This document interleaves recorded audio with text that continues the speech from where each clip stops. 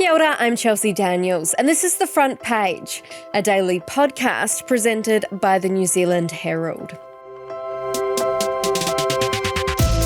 Our Prime Minister has met and dined with one of the most powerful people in the world, Donald Trump.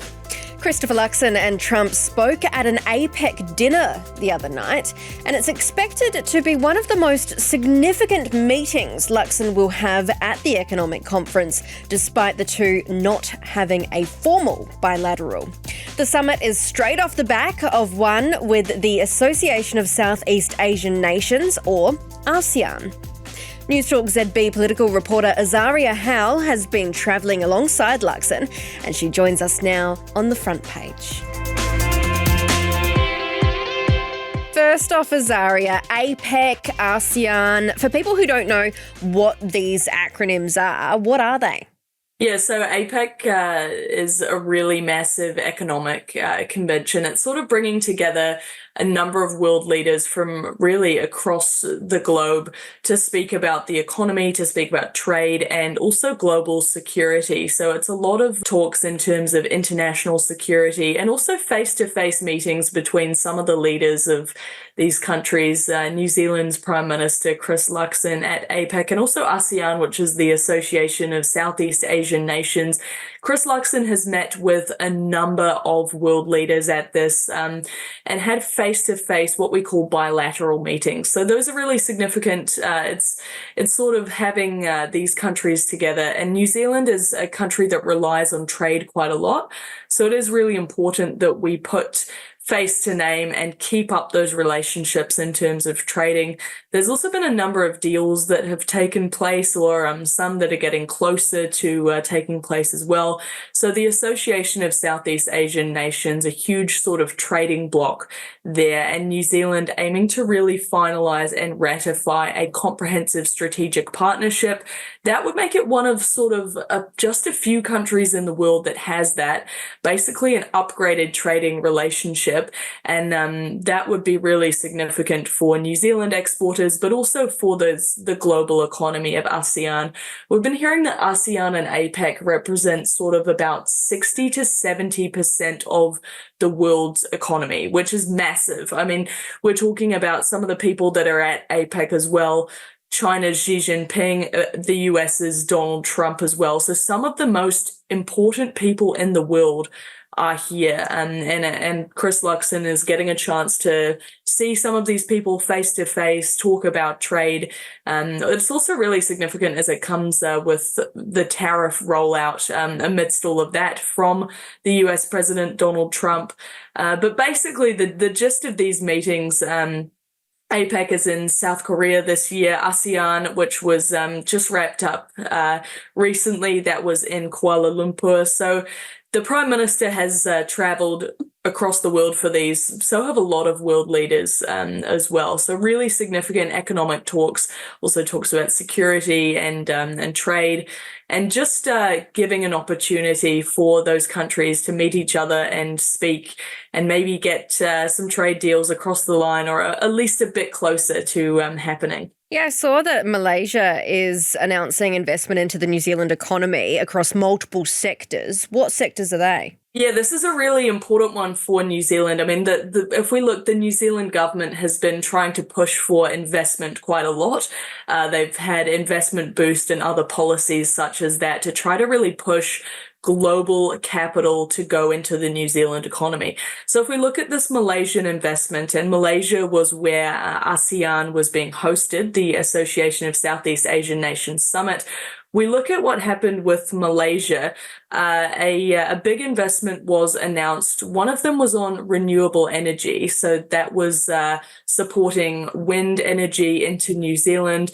And also the hotel industry and tourism. That's a massive industry for New Zealand as well. I mean, it's a very significant one. And especially if we look at how it works in Asia, it's relatively nearby in terms of that. So hoping that might boost travel. So take me through ASEAN. I know that the government has been looking more into trade talks with Southeast Asian countries. This is obviously the place to do it. We've heard about Malaysia, but who else did he meet up with there? Yeah, the Prime Minister met with a number of world leaders. He met with the leader of the Philippines, which was significant. Also Timor-Leste, which doesn't really seem that significant, but it is with the backdrop of they have just joined ASEAN, so the association, which means that trading bloc is getting even bigger. So I suppose the thoughts behind that is if we do that quickly while they've just joined ASEAN, we'll start off with a really good trading relationship there. The Prime Minister's also met with the leader of Cambodia as well, and also Thailand. Those as well really significant globally. There's been a conflict taking place. There's been a ceasefire as well that has been overseen by the American president. So it is good to see how those nations are reacting. Chris Luxon speaking about them both highly and also praising some of the efforts to get where we are now in terms of that ceasefire as well. So there's been a number of meetings, and also as we've been talking about a number of business meetings as well that have been taking place. A lot of people actually, some people have recognized Chris Luxon from a former life. People saying he was the former chief executive of Air New Zealand as well while introducing him. And I feel like Luxon has also been using that to his advantage. He's said in a press conference recently that he's spoken about his business background as well, with a number of people. So that is a really significant, I suppose, skill that Chris Luxon has coming into this, having that business background and also being the Prime Minister of New Zealand, being able to mesh those together in terms of these big economic talks, very significant here.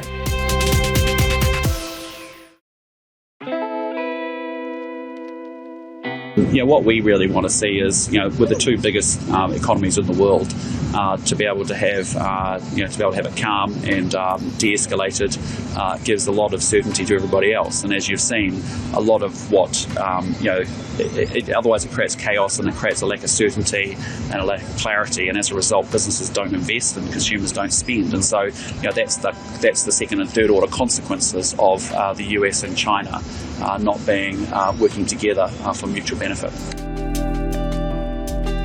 And what do you reckon is the main headline of APEC from Christopher Luxon's point of view? Yeah, I mean, I feel like you would have to say that the big headline from this is that Chris Luxon and Donald Trump have met. They've spoken. So this is really, really significant. I mean, we think about Donald Trump, people say he's the leader of the free world. He's probably one of the most influential people that exists currently. So this is a massive, massive meeting. Chris Luxon and Donald Trump had the opportunity to have a meeting and to speak before they both went into a formal dinner. That dinner was hosted by the South Korean president, and it was put on for APEC leaders, a really intimate dinner setting as well. It was a sort of small white table in quite a big room as well.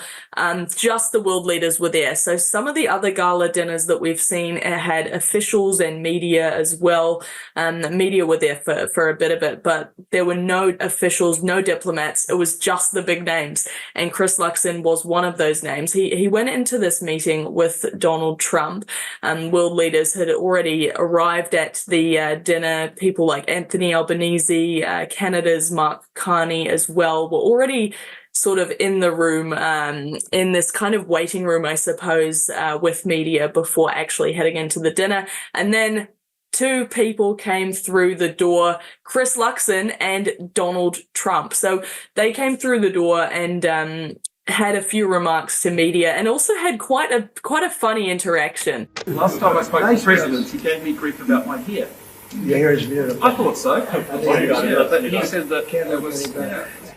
Chris Luxon obviously famously doesn't have any hair. It was quite a chummy and funny interaction between those leaders as well. But Chris Luxon had a press conference after that meeting and after that formal dinner as well, and managed to speak a bit about what happened. He said he wouldn't give a blow-by-blow analysis, but said that it was a good opportunity to be able to speak to Donald Trump and to a number of other world leaders I believe there were about 7 or 8 leaders at that dinner table, so very intimate setting. He said you would imagine the topic of tariffs to come up, but didn't really go into too much detail about what those conversations look like. Also, interestingly, the Prime Minister invited Donald Trump to sort of have a look at New Zealand. Donald Trump is a keen golfer, and Chris Luxon said that New Zealand would maybe be a good place to practice some of that golf and to have a try on some of our golf courses as well. We'll see if that invitation is accepted. I believe there's been similar invitations in terms of Australia and things like that. Donald Trump, obviously a very busy man, but Chris Luxon did say at his press conference, if that were to happen, which is a big if, just to preface, if that were to happen, he thinks that New Zealand would be able to cope with the sort of security detail that would be needed for something like that. But in terms of the actual meeting, so significant, so major. It's the first time actually that Donald Trump and Chris Luxon have met in person. They spoke on the phone when Trump was confirmed as the US president, as you'd expect. But on that day, you'd also expect Trump to be getting calls from pretty much every world leader, so there wouldn't really be a chance to actually go into much detail. And also, funnily, Donald Trump said Chris Luxon was a friend of his. And then after a sort of a bit of questions were thrown at Donald Trump in that press room before the dinner, he said, "I like your man from New Zealand." I would expect that means good things about our trade relationship in future, but I guess we're very, very, very far down the list of people to speak to Donald Trump about tariffs. Did Chris Luxon say anything else about? But he's keeping pretty tight-lipped, isn't he? Previously in a CEO summit, Chris Luxon did a Q&A just before, so it was on the same day that he met Trump. He was saying we're pushing for sort of rules-based trading, we're pushing for free trade, but also said, well, all of these countries, they're acting in their own best interest. He also name-dropped the US as one of those countries that was acting in its best interest, but then said essentially free trade would be in New Zealand's best interest. So he has been pushing in the background, speaking about his views on tariffs. His views on tariffs are well known, but what we aren't 100% clear about is how much of that actually got through to Donald Trump at that sort of dinner. He's saying he's not going to go into those details, but also said, well, it would be obvious that something like that would come up. I mean, this is a major economic convention. There's a lot of these talks taking place, and tariffs is one of the biggest things globally that has been taking place in terms of the APEC region and just the world in terms of global trade. So you would expect that to come up, but in terms of what was actually spoken about, it's not very clear. The world leaders keeping relatively tight-lipped, but you would assume that maybe they might even have to sort of keep a good relationship with Donald Trump as well. I mean, just getting that meeting is very significant, so you wouldn't want to be upsetting the man just after meeting him, you'd think. So what's on the agenda for today, Azaria?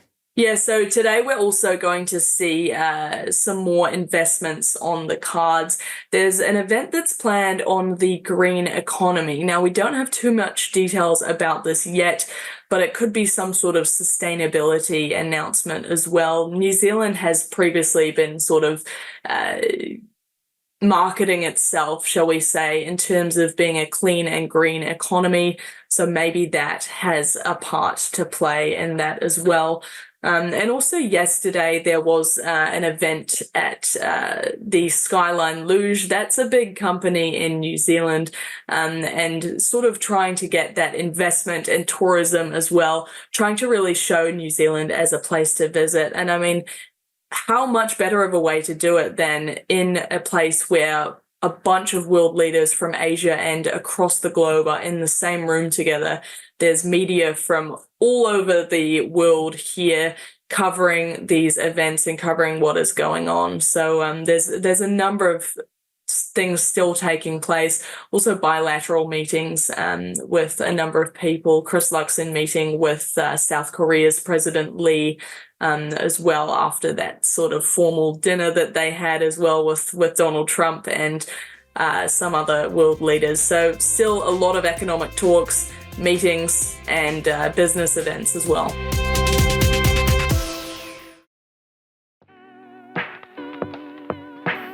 Here in this peninsula, the people of South Korea have forged a miracle of economic development like you rarely see, an industrial and technological powerhouse, and above all, a free society and enduring democracy and a thriving civilization. And I want to congratulate you.